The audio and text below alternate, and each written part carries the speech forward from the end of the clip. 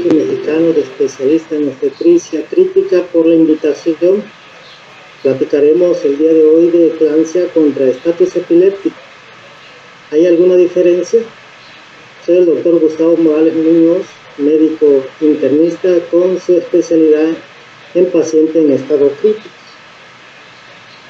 Antes que nada, quiero aclarar que no tengo ningún conflicto de interés. Todos los datos que utilizo son con fines académicos. Iniciaremos con la definición de preeclampsia. Es un síndrome multisistémico del embarazo caracterizado por hipertensión, proteinuria después de la semana 20 de gestación. Tiene una prevalencia de 2 al 10%, en nuestro medio es de 6%. Entonces, eclampsia, ¿qué es? Es una preeclampsia más crisis convulsivas tónicas clónicas.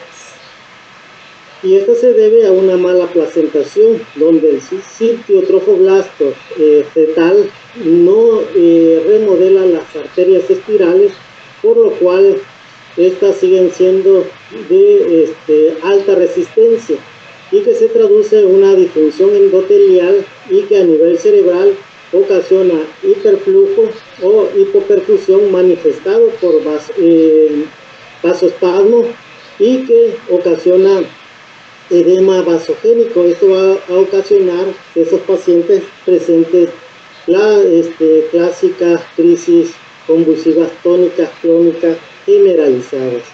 Nuestra experiencia, ya prácticamente 3 lustros viendo a pacientes obstétricas críticamente enfermas, hicimos un corte de 12 años ingresando 1.877 pacientes. El 70% de nuestra población se encontró que era enfermedad hipertensiva del embarazo, con alguna complicación de su severidad. La severidad más frecuente que nosotros encontramos fue la eclampsia. Hasta un 56% de los pacientes con enfermedad hipertensiva en su forma grave, las crisis convulsivas tónicas clónicas van a ser la más frecuente. La manifestación de las crisis convulsivas preparto fueron en el 80%, transparto el 3% y posparto 18%. Hicimos una subdivisión del número de crisis convulsivas. Con 2 crisis convulsivas, hasta el 71% de la población la presentaba.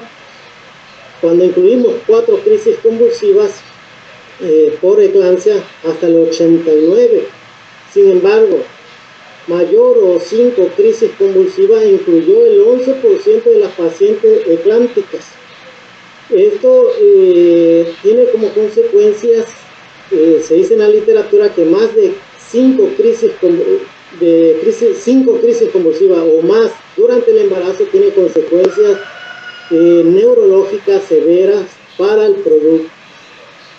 Sin embargo, también pudimos notar nosotros que un cierto porcentaje de pacientes, nada despreciable, de un 10%, no presentaban crisis convulsivas, sino que eran pacientes que disminuía 2 puntos de la escala de Glasgow. Y aún más, un 13% de las pacientes que convulsionaron ni siquiera tenían hipertensión. Y ahora hablaremos de epilepsia. ¿Qué es epilepsia? Es una enfermedad neurológica crónica con predisposición continua para generar crisis epiléptica, teniendo como consecuencias neurobiológicas, cognitivas, psicológicas y sociales. La epilepsia, se dice que el 1% de la población mundial la padece. En el contexto de una mujer embarazada, se dice de 1 de cada 200 hasta 400 mujeres van a tener epilepsia. El 60% de las pacientes epilépticas, sus crisis convulsivas van a seguir igual durante el embarazo, pero un 20% van a empeorar.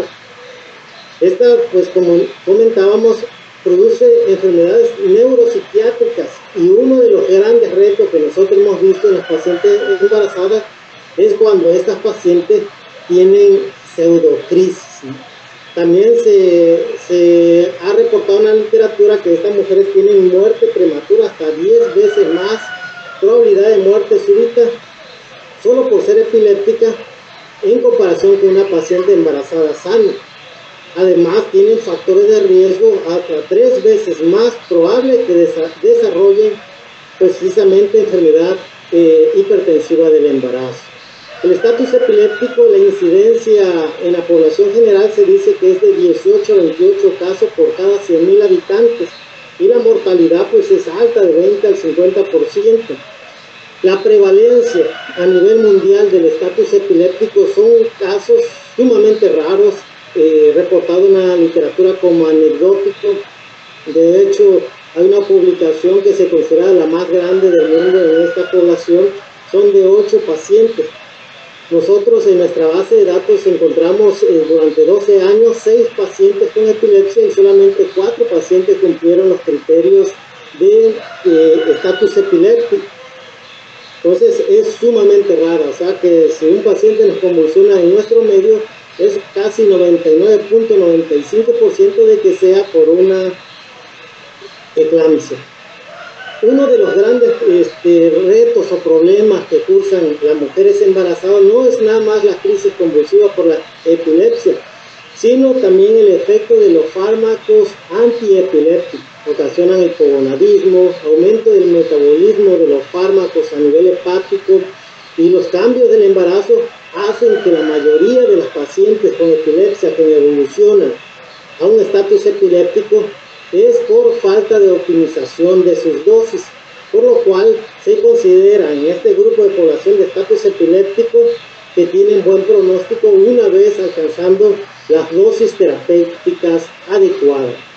Lamentablemente estos fármacos tienen efecto en las malformaciones congénitas y se reporta una incidencia de 4 al 6% y el ultrasonido es capaz de detectar en el 95% de los casos después de la semana 20 de embarazo.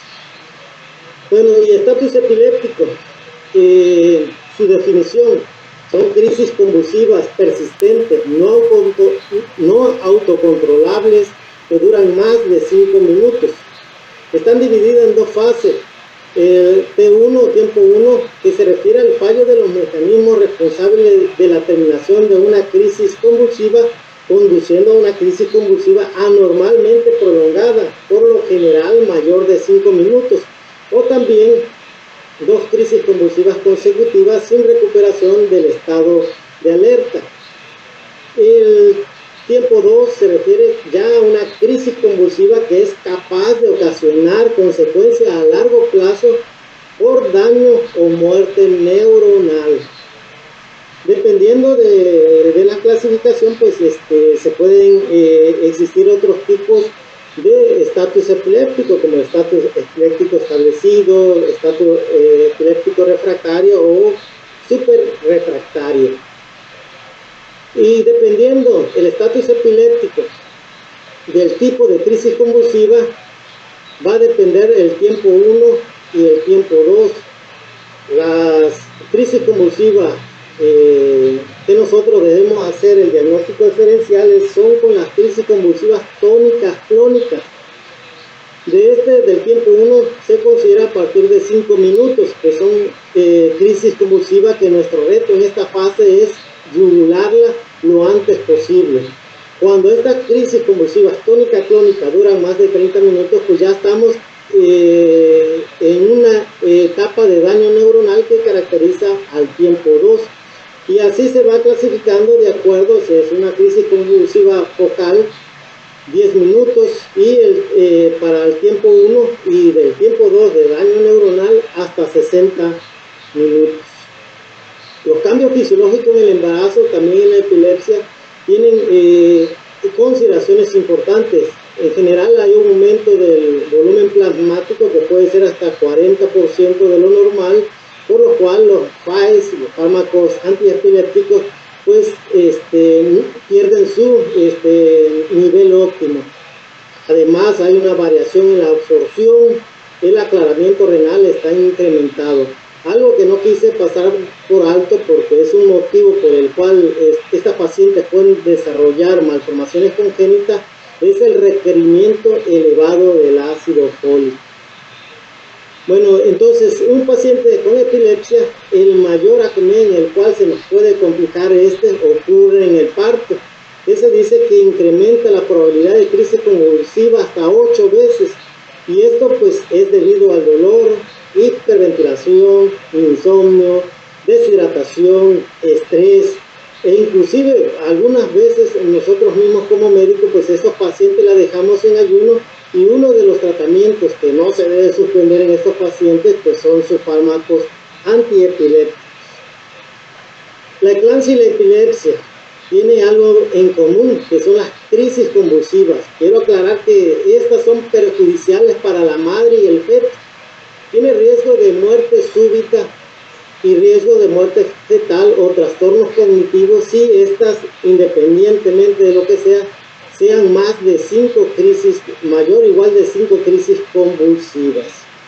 Algo que debemos también considerar que estos pacientes pueden tener también otras etiologías de crisis convulsiva, incluso puede tener eclampsia, como nosotros hemos tenido casos, eclampsia más trombosis del seno longitudinal, pacientes con encefalopatía reversible posterior, que hasta el 50% de ellos, de las pacientes que convulsionan los presentan, pacientes con infartos cerebrales, es también pacientes con eclampsia, con hemorragia cerebral, pueden tener también una ruptura de una malformación arteriovenosa, e incluso considerar otras posibilidades, como nosotros hemos tenido casos con hipernatremia por diabetes insípida gestacional, sumamente rara y comentada anecdóticamente, ¿no?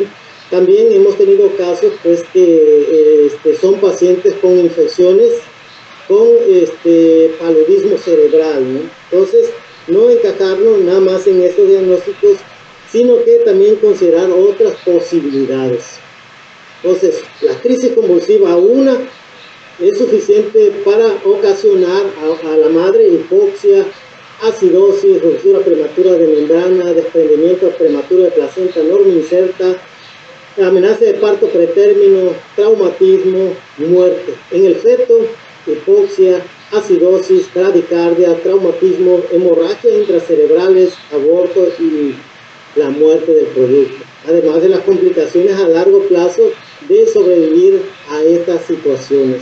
Entonces, eclampsia y estatus epiléptico, ¿hay alguna diferencia? Pues en la duración, la eclampsia, de hecho el término significa relámpago, ¿no?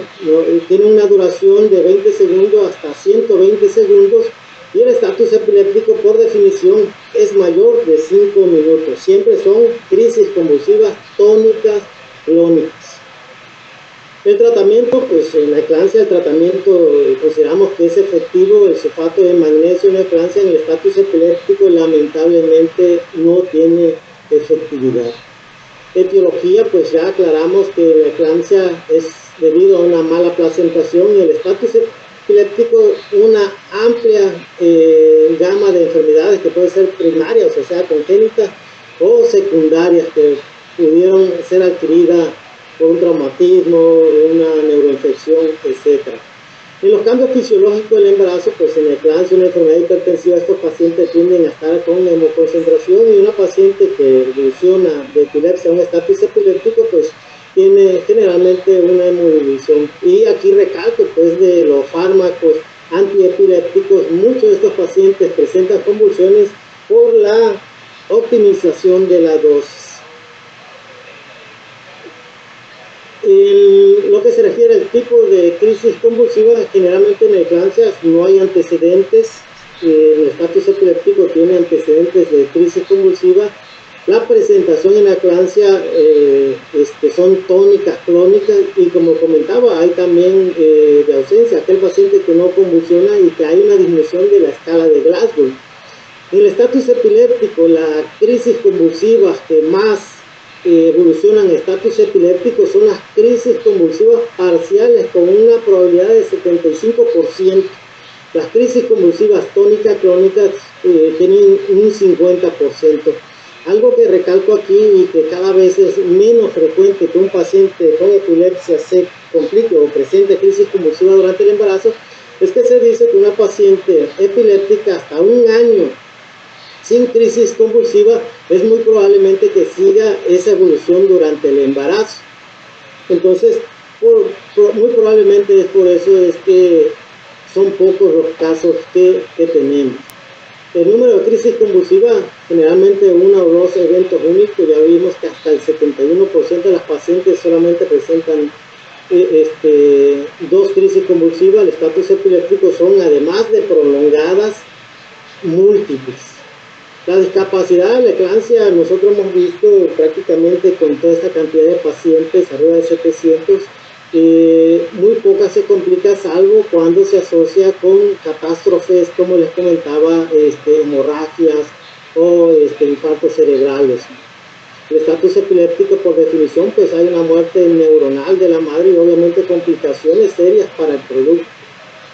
Algo que nosotros vimos y que llevamos una vigilancia estrecha, los traumatismos por eclampsia, es raro. Nuevamente, de todos estos pacientes, de casi 800, solamente 2 pacientes presentaban trauma por pérdida del estado de alerta después de una crisis convulsiva. Y pues hasta el 65% de nuestra población de pacientes eclánticas, ellos tenían datos de vasospasmo y obviamente pues los pacientes acudieron de manera oportuna a una atención médica. El estatus epiléptico habitualmente son súbitos, la pérdida del estado de alerta y las crisis convulsivas, que no da tiempo que esos pacientes pues inclusive metan su mano, ¿no? De hecho, físicamente muchos de ellos tienen lesiones o cicatrices por crisis convulsivas previas, ¿no? Ambas ocasionan restricción del crecimiento intrauterino.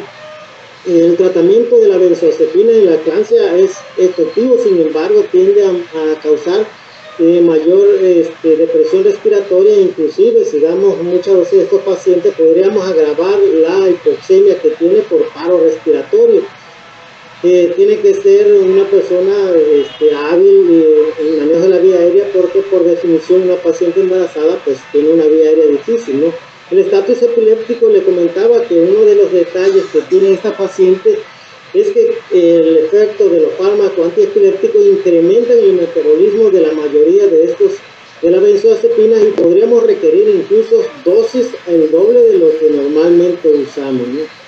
El momento de las crisis convulsivas, salvo que sea una paciente con una mola hidatiforme, generalmente estas crisis convulsivas van a ser después de la semana 20 de embarazo, ¿no? Y el estatus epiléptico ya comentaba que es transparto en el último trimestre del embarazo. Nosotros, de los 6 pacientes, salvo un paciente tenía 34 semanas, los demás estaban entre 39 semanas, incluso un paciente de 41 semanas de gestación. La eclampsia es una enfermedad que puede afectar prácticamente cualquier órgano, y nosotros hemos visto que los pacientes con eclampsia, hasta el 15% tienen síndrome de Hell. El 35% se puede asociar a lesión renal aguda, e inclusive la eclampsia, hemos tenido casos de eclampsia hematoma hepático. Pues el estatus epiléptico, pues eso no se debe presentar, ¿no? Aunque le comentaba que una epilepsia, una paciente solo por el hecho de ser epiléptica tiene hasta 3 veces mayor probabilidad de desarrollar enfermedad hipertensiva. La eclampsia, pues por definición, se debe acompañar de hipertensión, proteinuria, y si somos muy quisquillosos y queremos diferenciar si es estatus epiléptico o una eclampsia, pues pedirle sus marcadores SGLT1 y pues hacer un diagnóstico con alta confiabilidad. Esta diapositiva es para recalcar que una convulsión son signos y síntomas transitorios por una hiperactividad neuronal o hipersincrónica que tienen consecuencias serias en la salud de la madre y el producto. Se dice que un paciente que convulsiona al menos una vez es una epilepsia, y como vimos nosotros en nuestro estudio, pues un 11% de las pacientes van a evolucionar a un estatus epiléptico, que en este caso son crisis convulsivas hasta más de 5 en 24 horas, pudiera considerarse estatus epiléptico, ¿no? En conclusión, la eclampsia son crisis convulsivas por lo general autolimitadas, que suelen acompañar a otros criterios de severidad de la preeclampsia, el estatus epiléptico, son crisis convulsivas de larga duración que no se autolimita. La eclampsia es más frecuente y que ocasiona ese estatus epiléptico que la epilepsia, con alta letalidad de no actuar oportunamente para la madre y el feto. 5 crisis convulsivas son suficientes para ocasionar secuelas cognitivas al producto. Las convulsiones deben de ser rápidamente diagnosticadas independientemente de que sea una eclampsia o un estatus epiléptico. Evitar la crisis convulsivas prolongadas y refractarias. El tratamiento, por lo tanto, debe ser rápido, eficaz, dosis adecuadas, con medicamentos seguros, con efectos secundarios irrelevantes y evitar la recurrencia. Y eso lo cumple el sulfato de magnesio, que es tratamiento de elección primaria, incluso secundario. Uno de los grandes retos que tenemos nosotros en los pacientes con epilepsia es cuando son pseudocrisis, porque podríamos dar tratamientos que podrían ser perjudiciales para ambos, madre y feto. Y como conclusión final, entre más retraso en el tratamiento de una convulsión, menor efectividad del tratamiento. Se parece mucho esto a las taquicardias ventriculares con una tripleta de ritmos ventriculares. Ya hacen una taquicardia ventricular, no esperar que haya una taquicardia ventricular para actuar. Entonces es muy parecido, entre más retrasamos el tratamiento, más refractario va a ser la efectividad. Aquí está mi correo electrónico y mi Twitter por si hay alguna pregunta o quieren contactarse con un servidor. Gracias por la atención y espero que sea de utilidad para ustedes.